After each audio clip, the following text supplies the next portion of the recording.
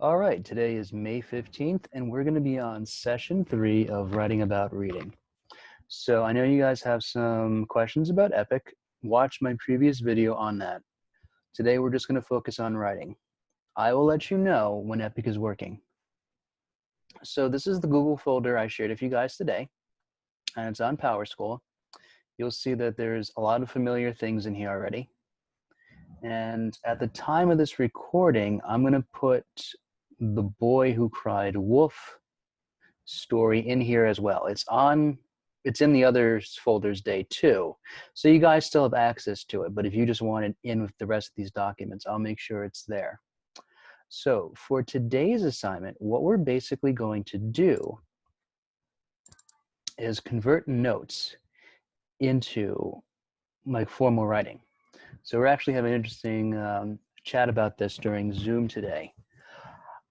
The purpose of the first part of this unit is make you as a student and a writer confident in your note-taking abilities. However you take notes, it should be something that's easy for you to comprehend and that you can get just like that. I hope you guys can snap because I put it right next to the microphone. So what we're now doing is that however you take notes, if you doodle in the margins, if you make little charts or graphs for yourselves, if you use more pictures and words, that's okay. That's your notes. It's what helps you remember things when you apply it to paper. Now, the next part of this assignment is taking those notes and turning it into, for lack of a better word, formal writing, a summary, a paragraph, an outline. So the short answer is you wouldn't turn your notes in as an essay for the end of the unit, but your notes is where the information is going to be. So what you're going to do is we're going to go over the notes we've done for the first two times, or the first two sessions, I should say, for this unit and how we can convert that. So let me just go through the PowerPoint really quick. And this is available for you guys, so I'm not going to spend too much time reading it aloud. But today we're working about how can we make our writing better. We should always try to do our best when writing. How can we make our better best? Or best better? What are we doing in our imagination as a writer to be focused? And you know what? The writers we read, the books that we read, how are they making us think or use our imagination to be a better reader? Like I said, there's going to be a lot of overlap in this unit about this. So the objective for session 3 is rewrite previous notes into a new format, keeping the information but changing the wording. And again, if you guys use doodles and various other note-taking abilities, that's fine. But if I ask you guys to write up a 3-paragraph paper, you can't just take a picture of your notes in a notebook and give it to me. And today is going to be mostly writing. So thinking big, what is the theme of a story or the big idea? What is the author's main message? What do they want their readers to think about? We also need to think about thinking small and, quotes from the story, names of places and things. Are they referencing something? If you guys maybe read a story and a city has its name spelled backwards, is America, you think the author's trying to say something by making America backwards the name of a city? Does an object seem important to a story? Maybe a lucky hat, or a lucky baseball mitt, or football helmet. How are characters described? Does the author use a lot of colors in their writing, like Billy always wears red, Susie always wears blue? Do they describe their character in a lot of detail, or they don't use a lot of description in their details when they describe somebody's appearance? Do they want you as the reader to fill out what their character looks like in your imagination? So thinking big and small. The Boy Who Cried Wolf. This is the big things on the left here. We know it's a fable. As we discussed in Zoom, fables are a story that have a specific purpose. What are we supposed to learn? There's definitely a theme, and the theme is we're going to learn a moral from the story. And then we have to look for the motif or patterns to get the theme. And then small or details are the boy's job. They're in a farming village. Nobody has a name like John or Billy. And there's a wolf. So there's very minimal characters. It's a short story just to get a point across. Don't lie too much or no one's going to believe you. So we've been going over the transition of motifs turning into theme pretty much all year. And we're going to continue looking at theme in this unit. That was one of the things you should have written about for session 1 and focused on making your pictures for session 2.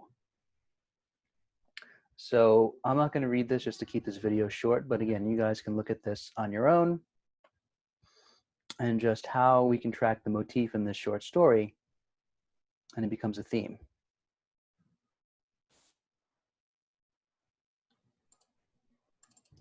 So I know I gave this to you guys back when we were in the building. It's okay if you lost it. It's okay if you don't remember it. But this is what we're talking about by big ideas and small ideas are both needed. So this is where I got that from when I put in my PowerPoint. And again, this folder is shared with you guys. I'll just go a little slow so you can follow it. So you got to keep big things in mind and you got to keep small things in mind. The best way to think about it is that big things are going to be the same or similar information that's going to appear all throughout the story. So let's say you guys read a chapter book. Maybe Billy's red hat gets mentioned once in each chapter. Is that going to play into the theme? Is that going to talk into Billy's character? You don't know, but it's something to keep track of. Small details, maybe what people say about the hat in each chapter. Maybe some people like it, maybe some people hate it. How are things described? Maybe Billy's hat is Billy only wears the hat in one chapter. People keep talking about it. How are things named? And the names of places and characters, excuse me. So maybe the author named all the characters in his story after his family members. Or maybe a different author, she uses the first letter of her favorite colors when naming her characters. How are things going to seem important? So you got to keep this in mind. It's almost like making a chart for yourself. And then like I did in my PowerPoint, one side is big things and one side is small things. So the advantage of being online is that you guys can make a running PowerPoint for yourself and just duplicate the same slides to track information, or use a Google Sheets as a tracker for information. So for session 1,